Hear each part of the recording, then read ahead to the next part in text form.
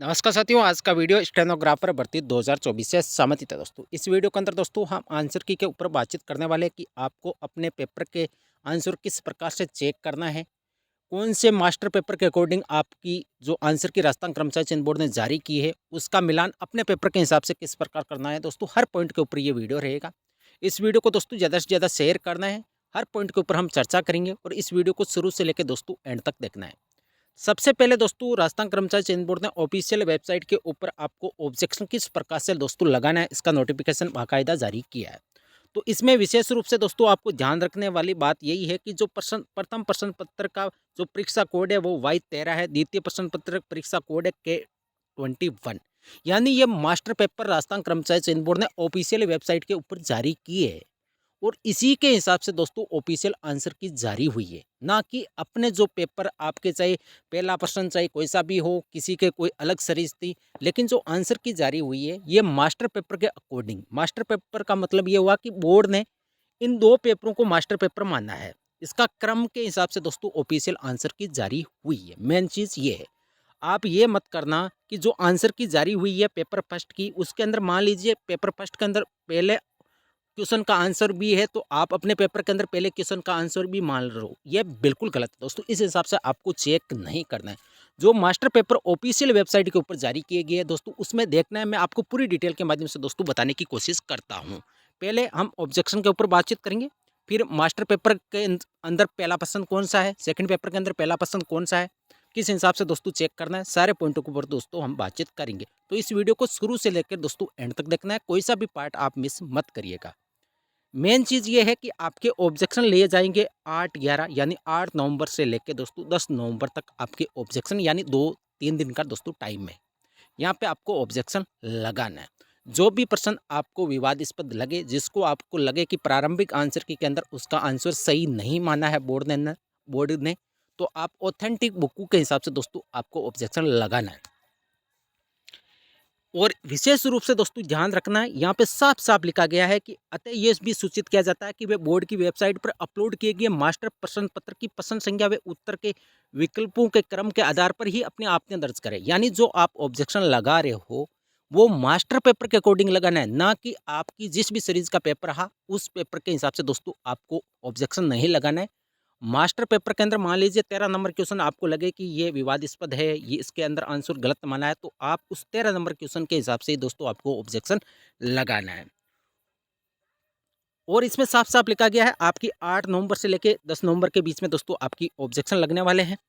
Offline किसी भी प्रकार की दोस्तों आपकी आपत्तियां स्वीकार नहीं होगी, ये साफ साफ लिखा गया है। और विशेष रूप से इस बात का विशेष रूप से ध्यान रखना, यदि किसी अभ्यर्थी द्वारा ऑनलाइन आपत्ति दर्ज करते समय साक्ष्य के मूल कंटेंट ओरिजिनल कंटेंट में कूट रचना कर अपलोड किया जाता है तो ऐसे अभ्यर्थी के विरुद्ध बोर्ड के विनियमों के अंतर्गत कार्रवाई तथा आपराधिक प्रकरण दर्ज करवाने की कार्रवाई की जाएगी। यानी किसी भी प्रकार का कोई आपको एडिटिंग नहीं करना है। ऑथेंटिक बुक से यदि आपको प्रूफ मिले तो लगाना, और यदि आपको लगे कि कोई भी ऑथेंटिक प्रूफ आपको नहीं मिला तो दोस्तों आप ऑब्जेक्शन मत लगाइए। ये विशेष रूप से आपको ध्यान रखना है। किसी भी प्रकार की कोई छेड़खानी आपको डॉक्यूमेंट के साथ नहीं करनी है, एडिट नहीं करना है, विशेष रूप से ध्यान रखना। और आपके प्रत्येक क्वेश्चन यदि एक क्वेश्चन पर आप ऑब्जेक्शन लगा रहे हो तो 100 रुपये का दोस्तों आपका शुल्क लगने वाला है। अब बातचीत करते हैं मास्टर पेपर और आंसर की के ऊपर। पेपर फर्स्ट का जो मास्टर पेपर है दोस्तों उसका कोड है Y13 और ये ऑफिशियल वेबसाइट के ऊपर डाला गया है। वहाँ पे आपको कैंडिडेट कॉर्नर के ऊपर जाके क्वेश्चन पेपर वहाँ पे आपको साफ साफ मेंशन किया हुआ है, उस पर क्लिक करना है। आपको स्टार्टिंग के अंदर ही पेपर फर्स्ट और paper second model master paper आपको देखने को मिल जाएंगे। और इस पर ध्यान रखना, पहला क्वेश्चन है जो मास्टर पेपर का दोस्तों वो है आपका कुचामनी ख्याल किसने प्रारंभ की। इसी हिसाब से दोस्तों आपको चेक करना है। अब चेक किस प्रकार से करना है तो दोस्तों मैं आपको बता दूं, आपको विशेष रूप से यही ध्यान रखना है कि जो 1 नंबर क्वेश्चन मास्टर पेपर का है इसका राइट आंसर आप सभी को चित्र से पता है, इसका लच्छी राम है। ठीक है, ये सभी को चित्र से पता है। यदि आपको पता है या ना है दोस्तों, आप ऑफिशियल आंसर की के हिसाब से दोस्तों इसका डी ऑप्शन राइट है। अब आपको देखना है कि 1 नंबर क्वेश्चन कुचामनी ख्याल वाला आपके प्रश्न पत्र के अंदर कौन सा क्वेश्चन था। मान लीजिए किसी अभ्यर्थी का ये 20 नंबर क्वेश्चन है तो उस 20 नंबर क्वेश्चन का राइट आंसर आपका डी होने वाला है। मेरे हिसाब से आपको अच्छी तरह से समझ में आ गया होगा। पहला जो पेपर है इसका Y12 दोस्तों कोड है, आपको साफ साफ ये दिखाई दे रहा होगा। Y13 है, सॉरी Y12 नहीं है, Y13 कोड है। इसी के हिसाब से दोस्तों आपको आंसर की चेक करनी है। अब सेकंड पेपर की हम बातचीत करते हैं और ये आपके फर्स्ट पेपर की प्रारंभिक आंसर की, जिसमें पहला ऑप्शन आप सभी को अच्छी तरह से पता होगा, उसमें लच्छीराम राइट था और इसका आंसर भी डी राइट है। इसी हिसाब से आपको चेक करना है कि आपका 1 नंबर क्वेश्चन जो मास्टर पेपर के अंदर है वो आपके प्रश्न पत्र के अंदर कौन सा क्वेश्चन है, उसका राइट आंसर डी होगा। यानी ये जो आंसर की है ये मास्टर पेपर के अकॉर्डिंग है, ये ध्यान रखने वाली बात विशेष रूप से है। और ये है सेकंड पेपर। सेकंड पेपर का आपका कोड है दोस्तों K21। इसका पहला क्वेश्चन है, आपको ध्यान देने वाली बात ये है आपका appropriate reported from the given sentence, यानी ये आपका इनडायरेक्ट स्पीच का क्वेश्चन है। Come to the cinema with me he told her, ये क्वेश्चन है। इस क्वेश्चन का राइट आंसर ऑफिशियल आंसर की के अंदर पहले क्वेश्चन का जो है दोस्तों वही होगा। और आपको अब चेक किस प्रकार से करना है कि ये जो 1 नंबर क्वेश्चन है वो आपके प्रश्न पत्र के अंदर कौन सा क्वेश्चन है। मान लीजिए आपके प्रश्न पत्र के अंदर क्वेश्चन नंबर 13 है, तो इसका जो राइट आंसर ऑफिशियल आंसर की के अंदर माना है वही आपके 13 नंबर क्वेश्चन का दोस्तों राइट होने वाला है। ये सेकंड पेपर के अंदर जो K21 है इसका कोड, इसका राइट आंसर पहले का बी है, यानी जो इनडायरेक्ट स्पीच वाला कम टू सिनेमा वाला था उसका राइट आंसर बी है। फिर दूसरे नंबर मास्टर पेपर के अकॉर्डिंग डी है, तीसरा का डी, चौथा का डी, पांचवा का डी, छठा का डी। इस हिसाब से आपको चेक करना है। आपको यही क्रम दोस्तों याद रखना है कि जो 1 नंबर क्वेश्चन है वो आपके प्रश्न पत्र के अंदर कौन सा क्वेश्चन है, उसी हिसाब से दोस्तों आपको मिलान करना है। विशेष रूप से इस बात का ध्यान रखना। अब हम बातचीत करते हैं कि कट ऑफ क्या रह सकती है, कितने आपके नंबर आ रहे हैं। दोस्तों जितने भी आपके नंबर आ रहे हैं कमेंट बॉक्स के अंदर मुझे अवश्य बताइए। और जो मेरा अगला वीडियो आएगा उस वीडियो के अंदर दोस्तों जो भी ऑथेंटिक प्रूफ पेपर 1 और पेपर सेकंड के मुझे मिलेंगे मैं आप तक पहुंचाने की पूरी कोशिश करूंगा। तो दोस्तों चैनल को सब्सक्राइब अवश्य करिएगा और इस वीडियो को दोस्तों ज़्यादा से ज़्यादा आपको शेयर करना है। और सबसे बेस्ट कोचिंग संस्थान कौन सी है स्टेनो सिखाने की, जिसका मैं पूर्व में भी जिक्र कर चुका हूँ, इसकी मैं इस वीडियो के अंदर भी बातचीत करूँगा। अब कई सारे साथी जो अभी तक स्टेनो बिल्कुल भी नहीं सीखे उनसे मैं यही निवेदन करना चाहता हूं कि यदि आपको लगे कि मैं स्टेनो कर सकता हूं, यदि आपको कोई बोल रहा है 1 साल लगेंगे 100 वर्ड प्रति मिनट की स्पीड में, 200 वर्ड प्रति मिनट में, दोस्तों ऐसा आपको किसी भी प्रकार के अफवाहों पर ध्यान नहीं देना है। ये आपके स्वयं के ऊपर डिपेंड है कि आप कितने दिन के अंदर स्टेनो सीख सकते हैं।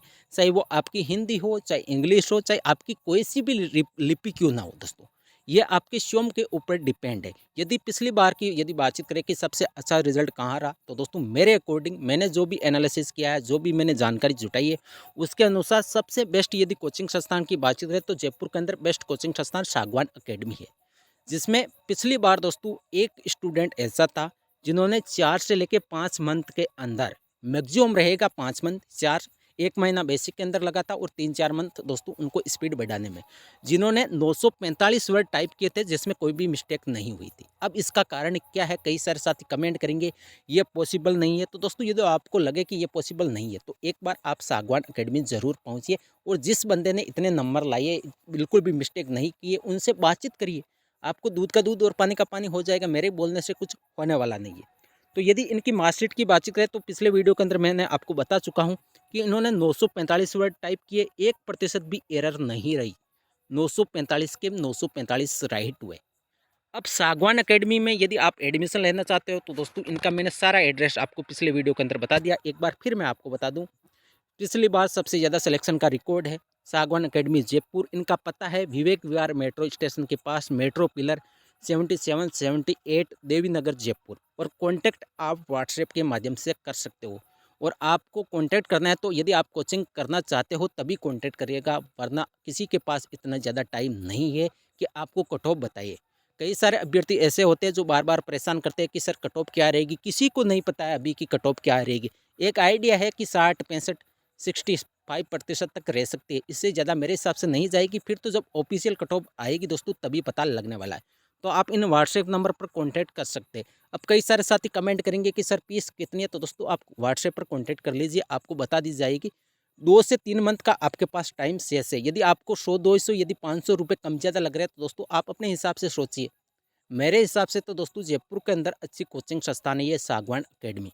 एक बार वहाँ जाके अनुभवी फैकल्टी है दोस्तों, 35-35 40-40 साल स्टेनो को दिए हैं, तो आप सोच सकते हो कि किस प्रकार से विद्यार्थियों के अच्छे अंक आ रहे हैं। उसी हिसाब से दोस्तों यदि आप भी अपना करियर बनाना चाहते हैं तो एक बार ज़रूर आप वहाँ पहुँचिए, देखिए कि स्टेनो किस प्रकार से सिखाई जाती है। मेरे कहने से तो कुछ होगा नहीं। कई सारे साथी कमेंट भी कर सकते हैं कि सर 4 महीने में पॉसिबल नहीं है, 5 महीने में पॉसिबल नहीं है। तो आप एक बार वहाँ पे व्यक्तिगत रूप से जाके देखिए, आपको विश्वास हो जाएगा कि वास्तविक रूप से उन्होंने सही बोला है।